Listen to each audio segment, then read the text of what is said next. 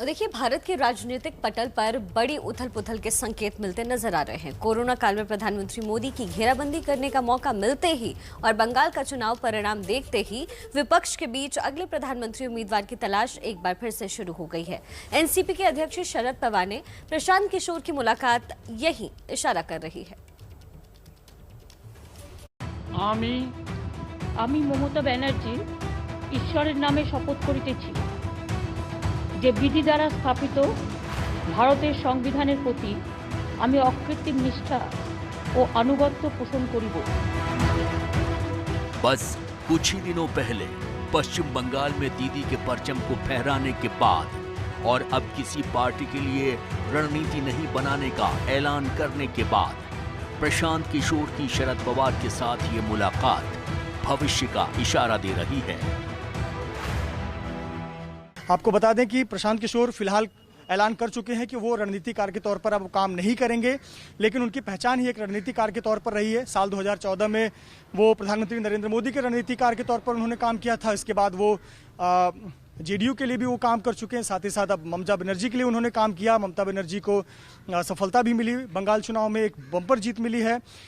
ऐसे पर शरद पवार निश्चित तौर पर जानना चाहेंगे कि बंगाल को लेकर उनकी रणनीति क्या रही थी, जिससे ममता बनर्जी को, टीएमसी को बहुत बड़ी कामयाबी मिली। साथ ही साथ आगामी चुनाव में कैसे भाजपा के सामने एक मोर्चा तैयार किया जाए, किस प्रकार से चुनौती दिया जाए प्रधानमंत्री नरेंद्र मोदी की लोकप्रियता को, और साथ ही साथ 2024 के लिए विपक्ष के चेहरा किसे बनाया जाए या उस चेहरे को लेकर क्या रणनीति तैयार की जाए।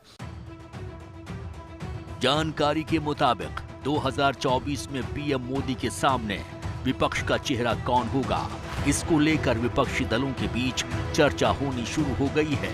अंदर की बात यह है कि प्रशांत किशोर और पवार की मुलाकात कई मायने में अहम है। शिवसेना नेता संजय राउत कुछ दिनों पहले यूपीए 2 को लेकर अपनी बात रख चुके हैं।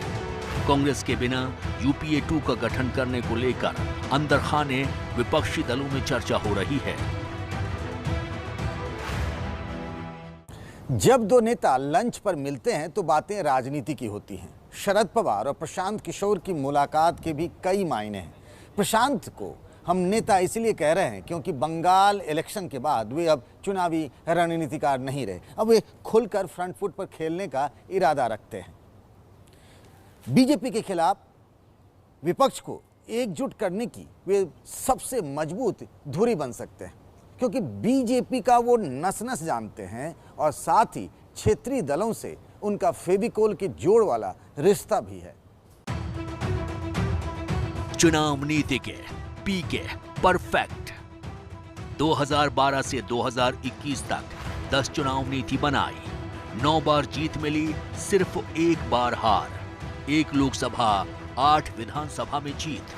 बंगाल परिणाम से सबको चौंकाया। अब एक बार फिर पीके जिस तरह से एक्टिव हुए हैं उससे इशारा साफ है, अब की बार नेशनल सरकार। बंगाल में बीजेपी की हार ने विपक्ष को एक नई ताकत दे दी है। ममता बनर्जी भी वह बंगाल से बाहर की तरफ देख रही हैं और शरद पवार के बारे में कई बार कहा जा चुका है कि वो विपक्ष की धुरी के अगुवा बन सकते हैं।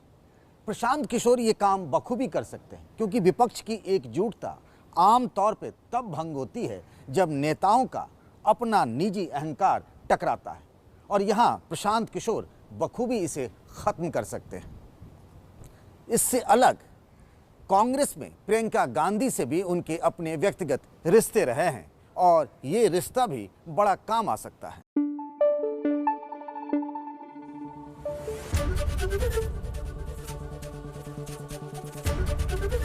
एबीपी न्यूज आपको रखे आगे।